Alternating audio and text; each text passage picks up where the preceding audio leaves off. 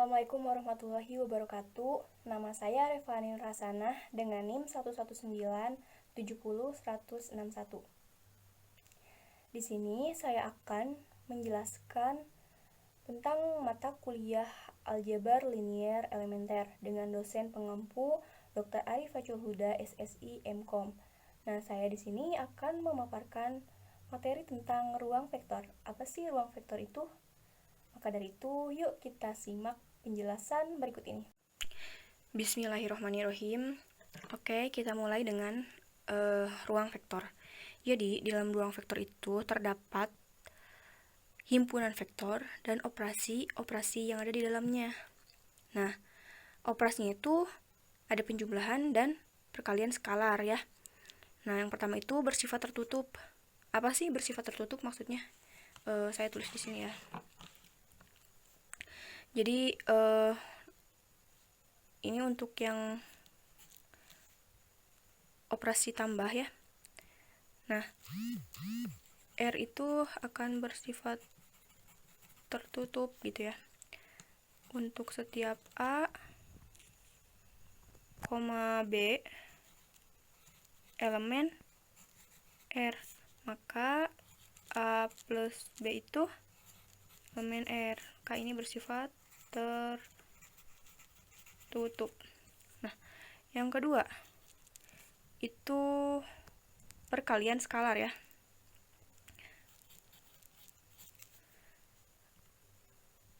Untuk setiap A elemen R dan alpha elemen R, maka alpha dikali A merupakan elemen R, maka ini juga bersifat tertutup gitu. Nah, untuk yang selanjutnya itu yang memenuhi 8 syarat atau aksioma itu. Jadi ada 2 kan. Nah, ini yang operasi jumlah dan ini yang perkalian skalar. Nah, oke. Untuk yang pertama itu dia bersifat komutatif. Maksudnya apa? Contohnya kayak gini. Kita punya vektor U tambah vektor V, maka sama saja dengan vektor V ditambah dengan vektor U. Ini bersifat komutatif gitu ya. Posisinya bisa berpindah namun sama saja. Nah, untuk yang kedua itu asosiatif, dia pindah kurung gitu ya. Misalnya saya punya vektor U ditambah vektor V sama ditambah vektor X sama dengan U ditambah V ditambah vektor X, sama saja kan. Yang berpindah itu kurungnya. Unsur 0. Jadi kita punya vektor U ditambah unsur 0 itu akan menghasilkan dirinya sendiri gitu. Jadi tidak berpengaruh ya 0 ini.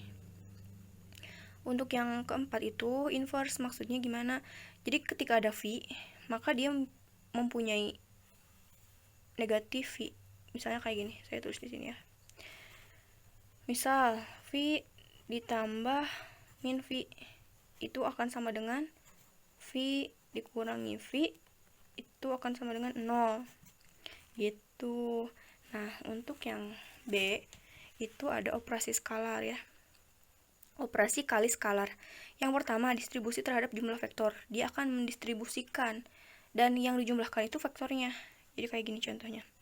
Saya misalnya punya sembarang skalar ya.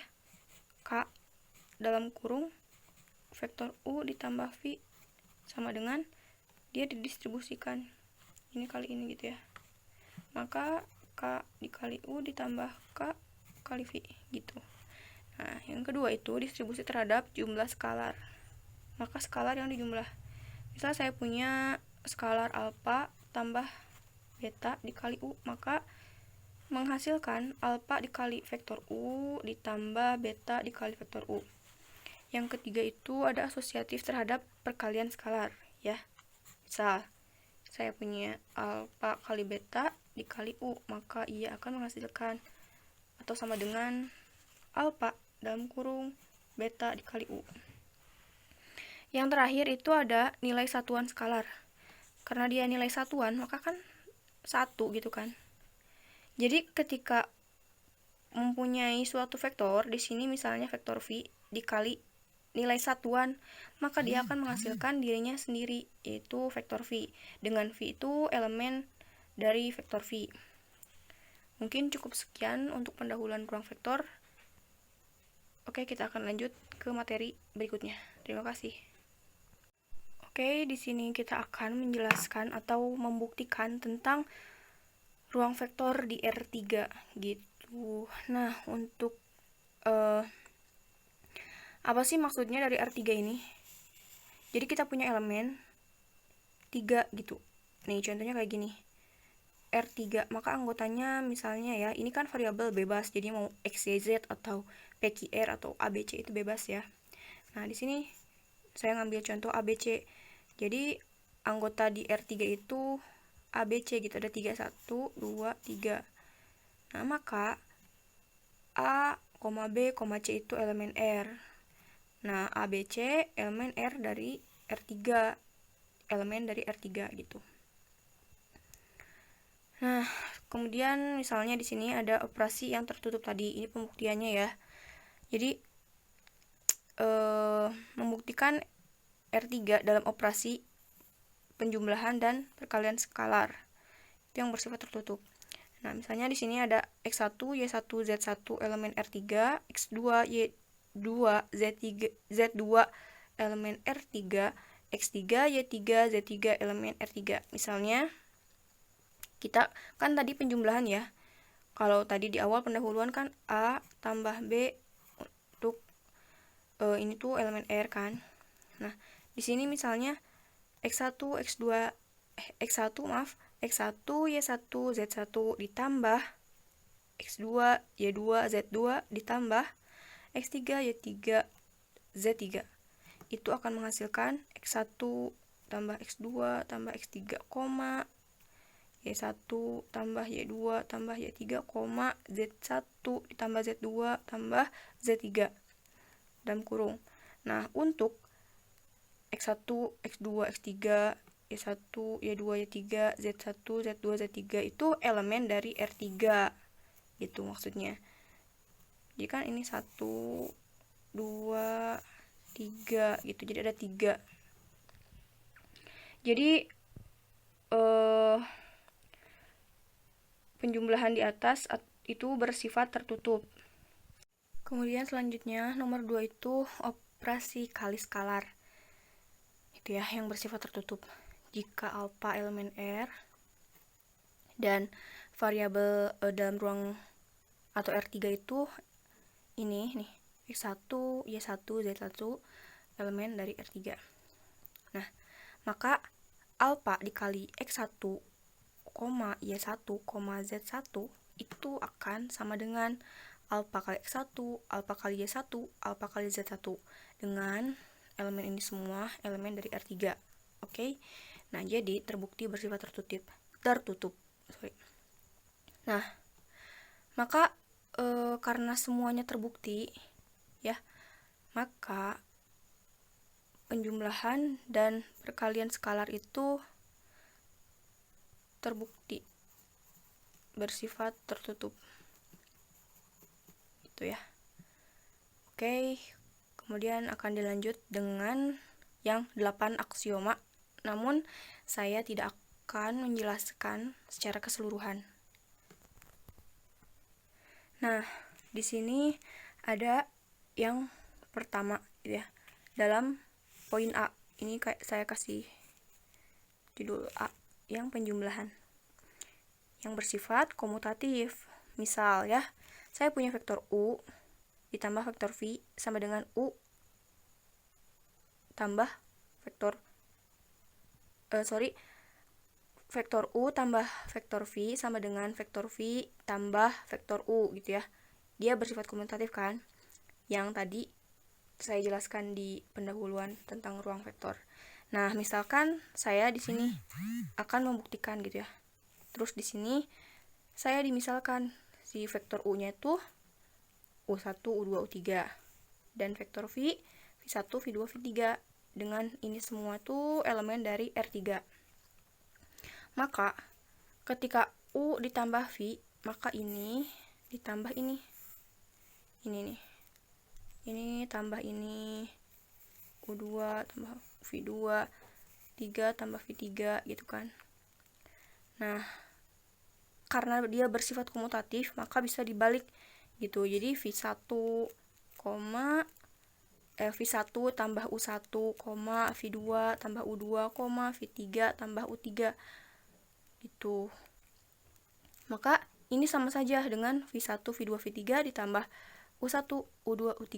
Dengan ini tadi saya misalkan dengan V di awal tadi ini, dan ini saya misalkan dengan U. Maka terbuktikan. Oke, karena tadi terpotong videonya karena ada kesalahan teknis. Nah, maka tadi kan ini di awal tadi terbukti tuh vektor U tambah vektor V itu sama dengan vektor V ditambah vektor U, maka terbukti komutatif. Nah, untuk yang kedua itu asosiatif. Misalnya U tambah V tambah X sama dengan U tambah V tambah X. Itu kan kurungnya yang berpindah. Nah, saya misalkan di sini U-nya, V-nya, dan X-nya. Dengan ini semua elemen ini itu merupakan bagian atau elemen dari R3. Gitu. Nah, misal di sini ya. U tambah V dalam kurung ditambah vektor X yaitu akan menghasilkan U1, U2, U3 tambah V1, V2, V3 dalam kurung tambah vektor X, X1, X2, X3. Maka ini tambah ini dengan ini ya. Terus ini dengan ini dengan ini. Ya. Nah, ditambah vektor X itu yang tadi di atas tadi ya, ke bawah. Simpan di sini. Nah, terus kita tambahkan semuanya. Maka ini yang sejenis ya. U1, V1, X1. Nah, ini seperti ini. Terus sama dengan yang lainnya. Nah, karena dia bersifat asosiatif, maka dia bisa pindah kurungnya sama saja. Maka U1 ditambah, jadi geser kurungnya gitu ke sebelah sini, yang tadinya sebelah sini jadi sebelah sini. Nah, ini dia gitu. Koma U2 tambah V2 X2, 3 tambah V3 X3. Maka kita sederhanakan. Nah, ini U1, U2, U3 itu dijumlahkan, ini menjadi seperti ini. Ditambah ini simpen, ini juga ke sini, dan ini juga di sini. Maka kita sederhanakan lagi ke permisalan yang tadi ini. Karena ini U1, U2, U3, maka U ini juga ini V1, V2, V3 itu bisa disederhanakan jadi V kan. Nah, untuk ini X1, X2, X3 menjadi X. Maka U ditambah dalam kurung V tambah X. Tuh, sesuai dengan yang di depan tadi ini di atas. Tuh, ini juga kan. Maka terbukti ia bersifat asosiatif. Nah, untuk yang unsur 0 juga sama pengerjaannya seperti tadi. Itu kan. Nih, kayak gini. Saya misalkan 0-nya 0, 0, 0. Itu kan. Tinggal ditambah. Ini juga tambah. Tuh, maka akan menghasilkan V gitu ya, dirinya sendiri. Nah, V1, V2, V3 dengan pemisahan tadi ini tuh sama dengan V, maka V terbukti dia memiliki unsur 0 gitu ya. Nah, untuk yang keempat itu inverse, sama gitu ya, misalkan V. Nah, untuk V1, V2 nya itu V3 nya elemen dari R3. Nah, di sini gitu, cuman membedakan di sini ada negatifnya gitu ya, sama saja. Ini tambah ini yang sejenis gitu. Ini juga. Nah, ketika dilakukan penjumlahan maka ia akan menghasilkan 0 gitu, habis. Itu dinolkan. Maka ini tadi dimisalkan dengan 0. Nah, di sini kurang ya. Misalnya. Nggak usah nggak usah dimisalkan. Soalnya ini hasil dari operasi ini gitu. Dia akan menghasilkan 0 gitu. Hasil dari inverse tadi gitu. Maka terbukti. Nah, ini nomor 5, distribusi penjumlahan vektor. Ini tadi ya yang di pendahuluan saya jelaskan. Nah, ini misalkan K-nya itu skalar ya, saya ambil sembarang. U-nya U1, U2, U3 dengan U1, U2, U3 itu elemen dari R3. V-nya V1, V2, V3 dengan V1, V2, V3 elemen dari R3. Nah, maka dilakukanlah operasi-operasi seperti itu ya. Seperti ini. Ya, dikali gitu, ini kali ini kali ini kan. Nah, maka seperti ini, sehingga KU ini V ya, harusnya kali V terbukti gitu ya, dia bersifat distribusi terhadap jumlah vektor gitu. Yang ini jumlah skalar sama juga ya. Nah, setelah dilakukan perhitungan secara matematika itu terbukti, maka dia bisa gitu distribusi terhadap jumlah skalar gitu ya, terbukti. Tuh, ini menghasilkan ini didistribusikan. Nah, untuk yang ketujuh, asosiatif terhadap perkalian skalar. Nah, ini yang di awal tadi ya, pendahuluan. Ini dimisalkan ya, U-nya U1, U2, U3. Untuk setiap U1, U2, U3 itu elemen dari R3. Nah, saya misalkan alfa kali beta dikali U1, U2, U3 gitu ya. Maka ini dikali ini, terus ini dikali ini, dikali ini. Maka alfa beta U1, alfa beta U2, alfa beta U3. Nah, karena dia asosiatif atau bisa berpindah kurungnya, maka alfa dikali beta U1, alfa beta U2, alfa beta U3. Nah, ini kan alfa, alfa, alfa. Kita sederhanakan. Maka seperti ini. Nah, sisanya beta U1, beta U2, beta U3. Maka sederhanakan lagi. Atau pisahkan lagi U-nya gitu ya, di sini. Kan tadi udah ya, ini alfa. Terus dalam kurung beta. Nah, betanya yang disederhanakan gitu kan tadi. Di sininya beta, beta, beta. Maka kita sederhanakan gitu. Jadi seperti ini. U1, U2, U3 dengan pemisahan tadi, U1, U2, U3 tuh sama dengan U. Maka alfa dalam kurung beta kali U. Maka ini terbukti yang tadi kan. Jadi terbukti asosiatif terhadap perkalian skalar. Itu kan tadi kayak gini. Di awal kali U sama dengan alfa beta kali U. Nah, ini kan sama tuh dengan ini. Terbukti. Yang ke-8 itu nilai satuan ya. Ketika kita punya vektor V ditambah dengan 1, dia akan menghasilkan dirinya sendiri. Kita misalkan V1, V2, V3. Untuk setiap V1, V2, V3 itu elemen dari R3. Maka kita tambah ya vektor ini, tambah satuan gitu ya. V1 tambah 1, V2 tambah 1, V3 tambah 1. Maka dia akan menghasilkan V1, V2, V3. Dengan tadi pemisalan V1, V2, V3 itu V. Maka V. Dan terbukti gitu. Nah, karena dari 8 aksioma yang sudah dibuktikan di atas tadi semuanya terbukti, maka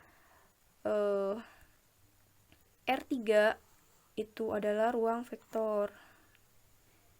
Oke, untuk pembuktian cukup sekian. Terima kasih. Oke, bismillahirrahmanirrahim. Di sini saya akan mereview tentang ruang bagian. Tapi saya akan mengulas sedikit tentang ruang vektor. Nah, ruang vektor itu kan terdiri dari himpunan dengan dengan operasi penjumlahan dan perkalian skalar ya. Nah, yang pertama itu 8 aksioma dan 2 operasi tertutup. Itu yang tadi sudah saya buktikan tadi sebelumnya. Oke, untuk himpunan vektor itu kan merupakan bagian dari ruang vektor.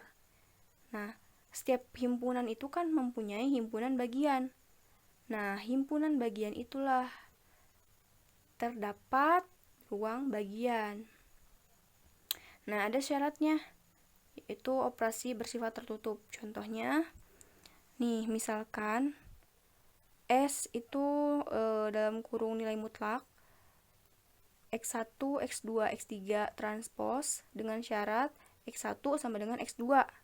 Maka S adalah ruang bagian dari R3. Karena alpha dikali X sama dengan alpha dikali A, alpha dikali A, alpha dikali B, transpos elemen S. Nah, sehingga S ini tuh elemen dari R3. Nah, ini kenapa sama? Karena tadi X1 sama dengan X2. Ini kan, ini variabel kan, jadi bebas. Ini misalnya X1, ini X2, ini X3. Nah, X1 sama dengan X2. Ini ingat syaratnya. Gitu, maka S itu elemen dari R3.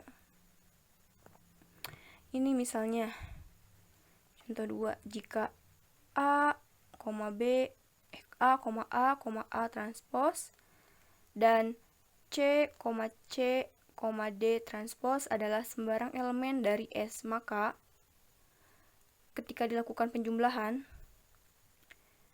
maka A tambah C, A tambah C, B tambah D, untuk setiap A, B, C, D itu elemen dari S. Nah, ini ibaratkan X1, ini X2, ini X3. Nah, ini kan X1 sama dengan X2, maka terbukti gitu. Kemudian, misalnya di sini kita punya vektor ya, vektor V1, vektor V2. Vektor V1 misalnya 1,2, vektor V3 2,3. Nah, misalkan V4. Nah, ini dimisalkan ya. Bebas mau seperti apa. V1, V2 misalnya ya. Maka hasilnya akan 1 tambah 2, 3. 2 tambah 3, 5. Maka 3,5. Nah, terus V3 misalnya. Ini kan bebas ya pemisalan. Misalnya saya ngambil 2 V1 tambah 1 V2. Maka 2 vektor V1 apa tadi? 1,2 tambah 1 vektor V2 2,3. Maka ini kali ini dulu, ini kali ini, berarti 2,4 ditambah 2,3. Itu menghasilkan 2 tambah 2 4, 4 tambah 3 7, 4,7. Dan seterusnya sampai Vn ya. Nah, maka V3 sampai Vn tadi tuh itu disebut dengan kombinasi linier dari V1 dan V2. Jadi V3, V4, V5 sampai Vn tadi itu disebut span dari V1 dan V2. Span itu rentang gitu, rentang dari V1 dan V2 gitu. Oke, sekian. Kita lanjut ke materi berikutnya. Oke, di sini itu ada definisi tentang ruang bagian. Nah, jika S adalah subhimpunan tak kosong dari suatu ruang vektor V dan S yang memenuhi syarat-syarat berikut. Skalar alpha ya dikali X untuk ini merupakan elemen dari S jika X elemen S untuk sembarang skalar alpha. Yang kedua, syaratnya X tambah Y elemen S jika X elemen S dan Y elemen S. Maka S itu disebut ruang bagian dari V. Nah, syarat yang pertama itu mengatakan bahwa S tertutup di bawah perkalian skalar. Nah, ini. Artinya, bila mana suatu elemen dari S dikalikan oleh suatu skalar, maka hasilnya merupakan elemen dari S. Nah, untuk syarat yang kedua itu mengatakan bahwa S tertutup di bawah penjumlahan. Artinya jumlah dari dua elemen dari S itu selalu merupakan elemen dari S. Itu ketika dijumlahkan. Jadi jika kita melakukan perhitungan dengan menggunakan operasi-operasi dari V dan elemen-elemen dari S, maka kita akan selalu menghasilkan elemen-elemen dari S. Oleh karena itu, ruang bagian dari V adalah subhimpunan dari S yang tertutup di bawah operasi-operasi V. Nah, kemudian selanjutnya itu ada tentang kernel atau null space dari matriks. Misalkan A adalah matriks M kali N. Nah, misalkan N A menyatakan himpunan semua penyelesaian dari sistem homogen AX sama dengan 0. Jadi, NA himpunan X elemen Rn nilai mutlak AX sama dengan 0. Kita bertujuan memperlihatkan bahwa NA adalah ruang bagian dari R pangkat N jika X elemen NA dan alpha suatu skalar, maka A dalam kurung alpha kali X atau perkalian skalar sama dengan alpha A dikali X. Gitu, dengan tadi kan ini AX tuh 0 ya. Nah, ini maka alpha dikali 0 sama dengan 0. Sehingga alpha atau alpha X itu elemen NA. Jika X dan Y adalah elemen-elemen dari NA, maka A dalam kurung X tambah Y, maka ini ya dikali ke sini. AX tambah AY. Nah, ini 0, ini 0 gitu ya, karena A Y tadi itu elemen dari NA. Maka sama dengan 0 gitu. Oleh karena itu, X tambah Y elemen NA. Ini berarti bahwa NA itu adalah ruang bagian dari Rn. Gitu. Karena hasil-hasilnya itu merupakan elemen dari NA ini yang tadi definisikan di sini. Gitu ya. Nah, himpunan semua penyelesaian dari sistem homogen AX sama dengan 0 membentuk ruang bagian dari R pangkat N. Nah, ruang bagian NA itu disebut kernel atau ruang nul atau null space gitu dari A. Oke, sekian untuk materi kali ini. Akan lanjut ke materi berikutnya. Oke, di sini ada rentang dan himpunan perentang atau span and spanning set. Oke, definisi misalkan V1, V2, Vn gitu ya, sampai Vn adalah vektor-vektor dalam suatu ruang vektor V. Jumlah vektor-vektor berbentuk alpha V1 tambah alpha V2 sampai alpha n Vn gitu ya. Dimana alpha 1 sampai alpha n adalah skalar gitu ya, dari suatu kombinasi linier dari V1, V2 sampai Vn gitu ya. Maka ini tuh kombinasi linier gitu ya. Nah, himpunan semua kombinasi linier, jadi himpunan-himpunan gitu ya, dari V1, V2 sampai Vn itu disebut rentang atau span dari V1, V2 sampai Vn. Nah, rentang dari V1 sampai Vn akan dinyatakan dengan rentang V1, ya, sampai Vn. Nah, contoh yang tadi ya, yang di awal tadi saya tulis lagi di sini. Misalnya kita punya vektor V1.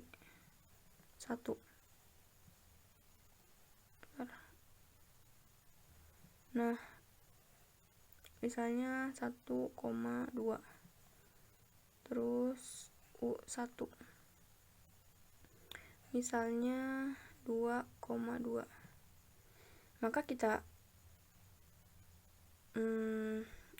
ambil sembarang gitu, misalnya V3 gitu. Ini harusnya V2 ya, misalnya gitu. Jadi saya punya vektor V1 itu 1,2, vektor V2 itu 2,2. Terus saya akan menentukan vektor dari V3. Misalnya V1 ditambah V2, maka akan menghasilkan 3,4. Kemudian saya akan menghitung V4, misal 2V1 ditambah, tadi ada kendala juga tentang memori ya. Saya lanjut. Oke, misalnya di sini ada 2V1 tambah 2V2, maka 2 dikali V1 berarti 2,4 ditambah 2 kali vektor V2, maka 4,4 itu menghasilkan 6,8, dan seterusnya gitu ya, V5 sampai Vn gitu. Nah, maka V3 ini gitu ya, V4 gitu sampai Vn gitu. Nah, itu merupakan kombinasi linier dari V1 dan V2 gitu. Nah, yang disebut rentang tadi itu kan ini nih disebut rentang dari V1 sampai Vn. Nah, jadi di sini V3, V4 sampai Vn itu disebut rentang. Gitu. Nah, di sini ada contoh. Dalam R3, rentang dari E1 dan E2 adalah himpunan semua vektor ya, yang berbentuk ini alfa E1 tambah beta E2 itu sama dengan vektor alfa, beta, dan 0 gitu kan, karena 0 dikali E, misalnya E3 itu akan menghasilkan 0 gitu, makanya di sini hanya ditulis dengan 0 gitu ya.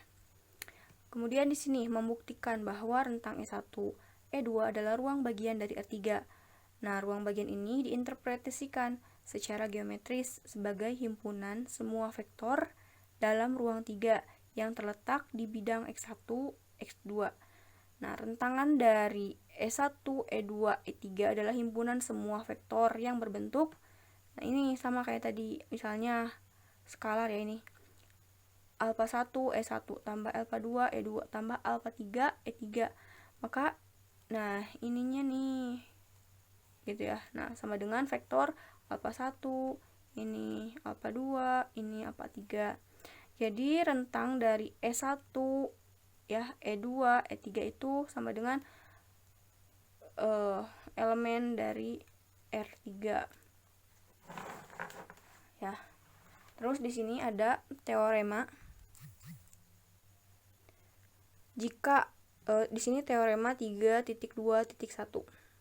Jika V1, V2, V3 sampai Vn adalah elemen-elemen dari suatu ruang vektor V, maka rentang V1, V2 sampai Vn adalah sebuah ruang bagian dari V gitu. Oh, ya yang tadi jelaskan tadi.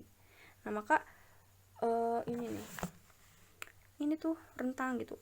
Nah, ini tuh ruang bagian dari V, dari vektor V. Kayak gitu. Nah, ini ada buktinya ya.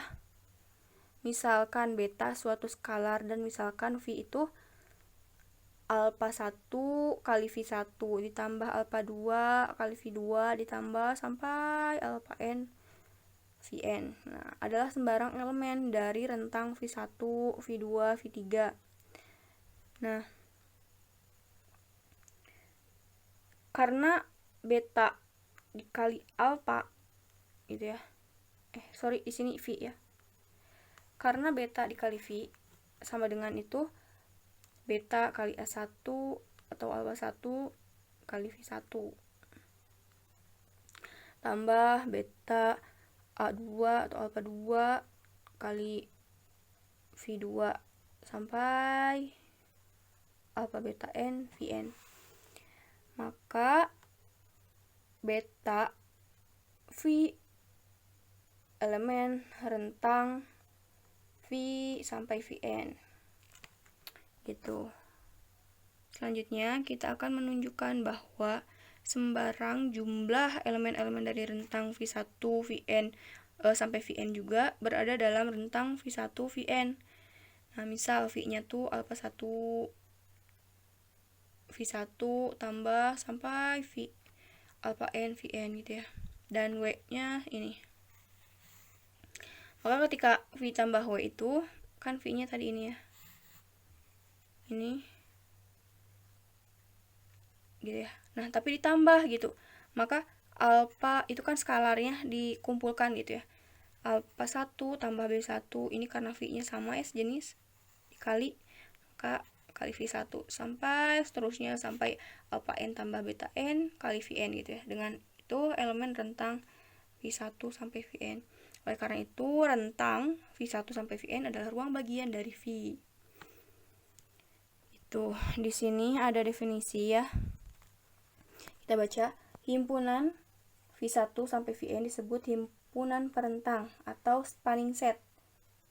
Ya, himpunan V1 sampai Vn disebut himpunan perentang atau spanning set untuk V jika dan hanya jika setiap vektor dari V dapat ditulis sebagai kombinasi linier dari V1, V2 sampai Vn. Jadi gitu teman-teman. Dia bisa disebut himpunan perentang jika vektor dari V itu dapat ditulis sebagai kombinasi linier yang kayak contoh tadi. Ini dapat disebut himpunan perentang gitu. V1, V3, V4 sampai Vn2 gitu. Karena dia dapat dinyatakan ini kombinasi linier gitu. Kombinasi linier dari V1, V2 sampai Vn. Kayak gitu. Oke, di sini lanjut kita ke kebebasan linier. Di sini ada definisi. Vektor-vektor V1, V2 sampai Vn dalam ruang vektor V disebut bebas linier.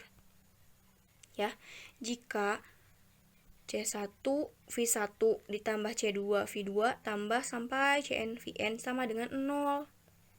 Gitu. Mengakibatkan semua skalar-skalar C ini nih, skalar ini harus sama dengan 0. Ya. Contohnya kayak gini. Jika C1 ini vektor 1 ini contoh ya, vektor-vektor V1 1 dan 1 2 adalah bebas linier. Karena jika C1 kali 1 1 ini vektor ini ya, C2 kali 1 2 itu sama dengan 0,0 gitu kan kayak tadi ini syaratnya. Maka C1 tambah C2 ya ini dikali C1 C2 sama dengan 0. Terus C1 tambah 2 C2 sama dengan 0 gitu. Dan satu-satunya penyelesaian dari sistem ini adalah C1 sama dengan 0 dan C2 sama dengan 0.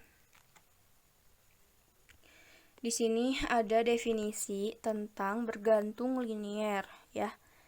Vektor-vektor V1, V2 sampai Vn dalam ruang vektor V disebut bergantung linier jika terdapat skalar-skalar C1 sampai Cn yang tidak semuanya 0. Gitu.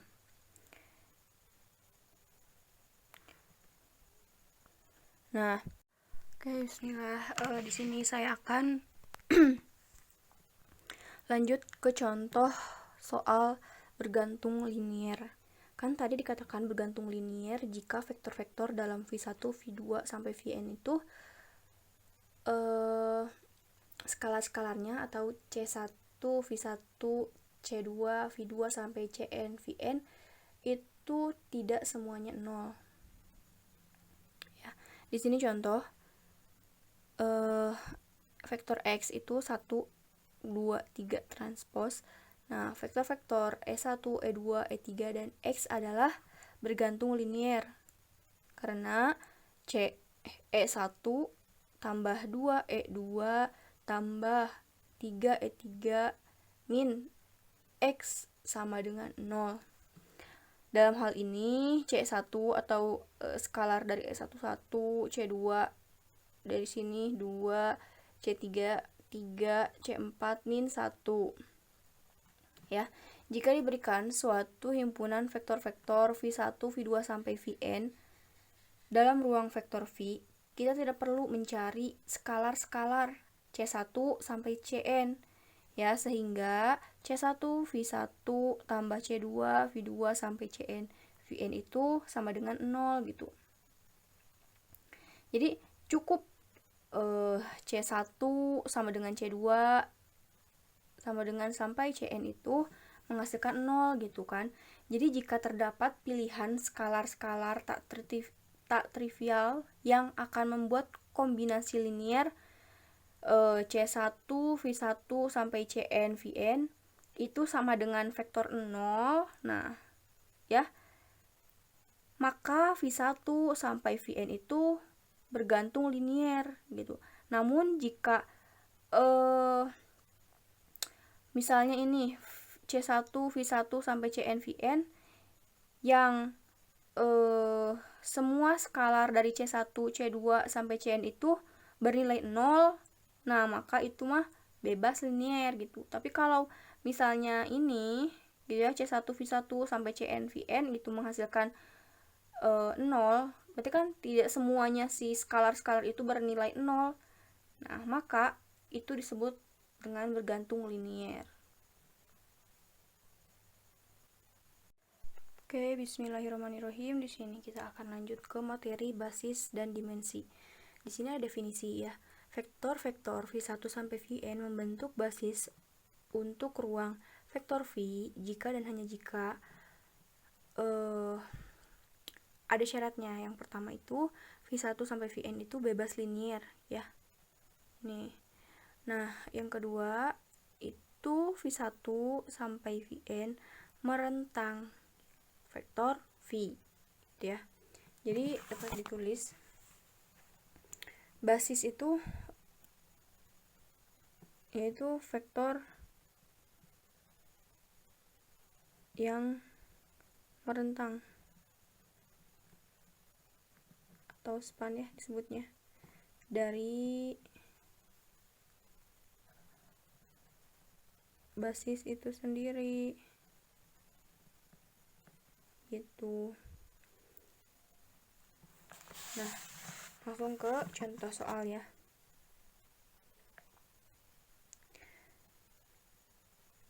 Basis baku untuk R3 adalah E1, E2, E3. Akan tetapi terdapat banyak basis yang dapat kita pilih untuk R3. Nah, sebagai contoh 1. Himpunan ini dalamnya ada vektor 1 1 1 0 1 1 2 0 1 dan himpunan vektor 1 1 1 1 1 0 1 0 1. Kedua-duanya itu adalah basis untuk R3 ya. Karena ada 3 elemen di sini.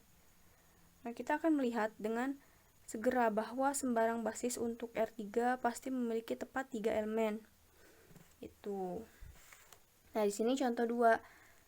Dalam R2x2 tinjau himpunan E11, E12, E21, E22. Nah, ini berbentuk matriks ya berarti.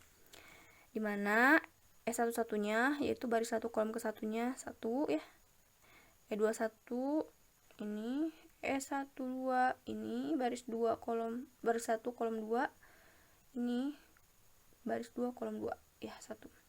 Nah, jika ini skalar ya, C1, E11, C2, E12, C3, E21, C4, E22 itu sama dengan 0 ya. Maka C1, C2, C3, C4 ini ya skalarnya itu sama dengan 0. Nah, kita ingat tadi yang bebas linier gitu ya. Jika skalar-skalarnya itu sama dengan 0. Nah, maka ini terpenuhi ya syarat nomor 1. Itu ya, bebas linier. Nah, sehingga C1, C2, C3, C4 itu sama dengan 0. Oleh karena itu, E1, E2, E12, E21, E22 itu adalah bebas linier. Oke, kita buktikan untuk syarat yang kedua, yaitu merentang dari vektor V. Ya. Nah, jika A itu berada dalam R2 kali 2, maka A itu sama dengan, nah ini nih, A11 kali E11 ditambah A12 kali E12 tambah A21 kali E21 tambah A22 kali E22. Jadi E11, E12, E21, E22 itu merentang dari 2 kali 2. Nah, sehingga membuat basis untuk R2 kali 2 gitu ya, merentang. Jadi makanya terbukti gitu. Nah, di sini ada definisi tentang dimensi. Apa sih dimensi itu? Dimensi adalah jumlah dari basis gitu kan. Kan tadi basis itu vektor yang merentang gitu kan, atau span dari basis itu sendiri. Maka dimensi itu jumlah basis gitu secara singkatnya. Nah, kita baca ya definisinya. Misalkan V adalah ruang vektor. Jika V memiliki basis yang terdiri dari n vektor, maka kita katakan bahwa V memiliki dimensi n. Gitu. Nah, ruang bagian himpunan 0 dari V, dari vektor V, dikatakan memiliki dimensi 0. Nah, V atau vektor V dikatakan memiliki dimensi hingga jika terdapat himpunan berhingga vektor yang merentang dari vektor V. Nah, jika tidak halnya gitu dengan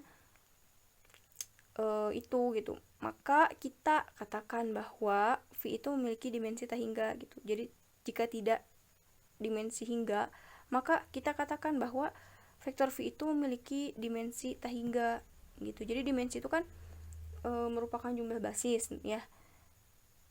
Misalnya ini ada basis yang terdiri dari n vektor, maka dia memiliki vektor tersebut dimensi n gitu. Nah, dikatakan dimensi hingga jika himpunan vektornya itu berhingga gitu, merentang. Vektor yang merentang V gitu nih, himpunan berhingga vektor yang merentang V. Namun dimensi tak hingga yang kedua gitu ya, dikatakan dimensi tak hingga jika dia terdapat himpunan tak hingga gitu. Di sini ada contoh.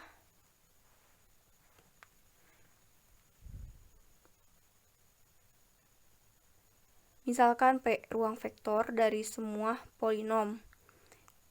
Ya.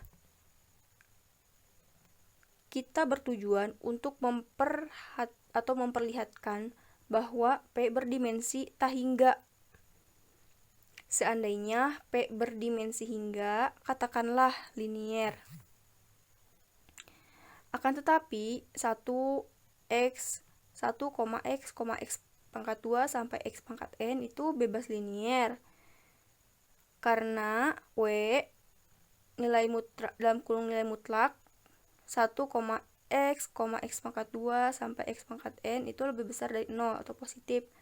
Oleh karena itu, P tidak mungkin berdimensi n karena jika sembarang P pasti berdimensi tak hingga gitu kan. Jadi tak terhingga. Nah, alasan yang sama menunjukkan bahwa C nilai mutlak dalam kurung nilai mutlak A, B itu berdimensi tak hingga. Di sini ada contoh lagi. Misalkan B himpunan 1 I, J, K ini ya. I, J, K. Ya. Dengan I 1 dalam kurung nilai mutlak. Ini nilai mutlak 1,0,0, J 0,10, K 0,01. Nah, B adalah basis baku untuk R3 ya.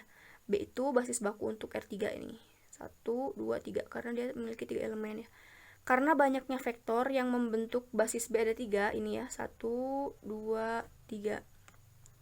Maka R3 itu berdimensi 3 gitu. Karena kan tadi dimensi itu jumlah basis ya. Nah, basisnya tuh di sini ada 3, I, J, K nih.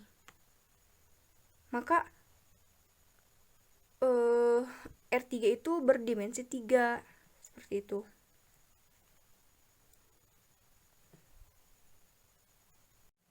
Oke, bismillahirrohmanirrohim. Di sini kita akan lanjut ke bahasan tentang perubahan basis. Nah, dalam subbab ini akan membahas masalah bertukar dari satu sistem koordinat ke sistem koordinat lain. Hal ini dapat dikerjakan dengan mengalihkan suatu vektor koordinat X yang diketahui dengan suatu matriks tak singular X. Hasil kali Y sama dengan S kali X akan menjadi vektor koordinat untuk sistem koordinat baru. Nah, di sini merubah koordinat dalam R2 atau ruang 2 ya. Misalnya di sini basis baku untuk R2 adalah himpunan E1, E2. Sembarang vektor X apapun dalam R2 dapat ditulis sebagai kombinasi linier. Misalnya sembarang vektor X di sini misalnya ini ya, X1, X2. Maka X sama dengan X1 kali E1 tambah X2 kali E2. Nah, skala-skala X1 dan X2 ini dapat dianggap sebagai koordinat dari X relatif terhadap basis baku, yaitu E1 dan E2 gitu. Nah, sebenarnya untuk sembarang basis Y, Z ya, ini misalnya himpunan Y, Z untuk R2 berdasarkan teorema 3.22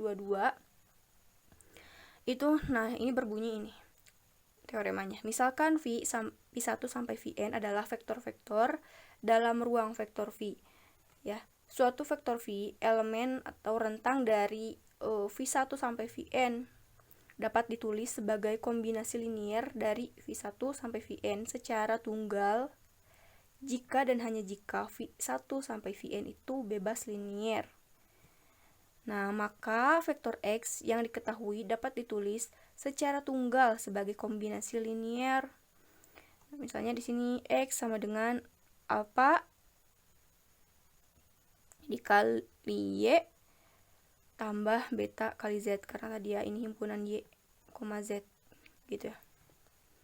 Nah, skala-skala alpha dan beta adalah koordinat dari X relatif terhadap basis Y, Z. Kan kalau tadi sini X itu ya ini relatif terhadap basis baku E1 dan E2. Nah, kalau ini maka X itu relatif terhadap basis Y, himpunan Y, Z gitu ya. Kita menggunakan elemen-elemen basis ini sebagai Y adalah vektor basis yang pertama ya.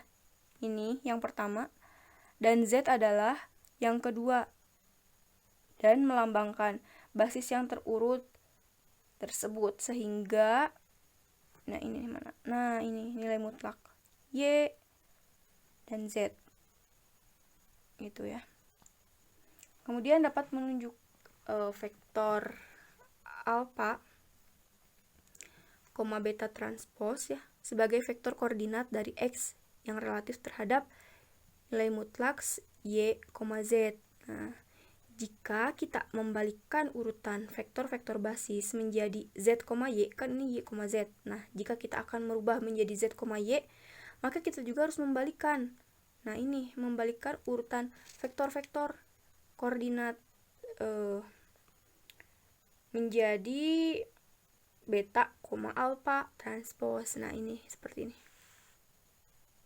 Nah, jika kita menyatakan suatu basis dengan menggunakan angka yang berada di bawah, ini yang di bawah ini, nah seperti himpunan U1, U2, maka angka yang berada di bawah itu digunakan akan menetapkan urutan suatu vektor gitu ya. Nah, di sini ada contoh, kita perhatikan. Misalkan vektor Y itu 2,1 transpos dan Z 1,4 transpos. Vektor-vektor Y dan Z itu bebas linier dan dengan demikian membentuk basis untuk R2 karena di sini elemennya 2 ya. Nah, vektor X 7,7 transpos ya. Dapat ditulis sebagai kombinasi linier X sama dengan 3Y tambah Z. Jadi vektor koordinat dari X relatif terhadap Y, Z adalah 3,1 transpos. Ini nih skalarnya 3 dan ini 1. Nah, secara geometris vektor koordinat menentukan bagaimana berangkat dari titik asal menuju titik 7,7. Ya, misal di sini. Kan tadi X itu 7,7 transpos ya. Maka seperti ini 7,7. 7 dan 7. Sama dengan tadi kan 3Y. Y-nya berapa tadi? 2,1 transpos. Nah, ini 3 2 1 tambah 1 Z-nya tadi 1 dan 4 ya. Maka 7,7 sama dengan ini kali ini 6, ini kali ini 3. Maka 6 tambah 1 sama dengan 7 dan 7. 3 tambah 4 7 ya.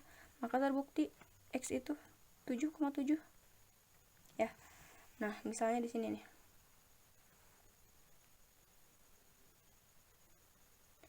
Z itu kan tadi 4 ya. 4. Nah, terus Y itu kan 6. Ini 6 ya. Maka penjumlahan antara Z dengan Y itu X gitu kan. Maka di sini akan menghasilkan 7,7. Nah, di sini Y itu kan tadi 2 ya. 2,1. Nah, sedangkan tadi di sini kombinasi linearnya 3 kali Y. Maka 3Y. Nah, dari sini set. Dan begitu juga di sini. Z. Ya. Jadi di sini bertemu menghasilkan X ya. 7,7.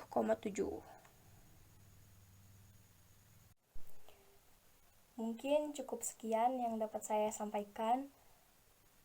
Terima kasih atas perhatiannya. Mohon maaf apabila terdapat banyak kesalahan. Kebenaran mutlak datang dari Allah dan kesalahan mutlak datang dari diri saya. Semoga bermanfaat telah menonton video ini. Sekali lagi mohon maaf yang sebesar-besarnya. Wabillahi taufiq wal hidayah. Wassalamualaikum warahmatullahi wabarakatuh.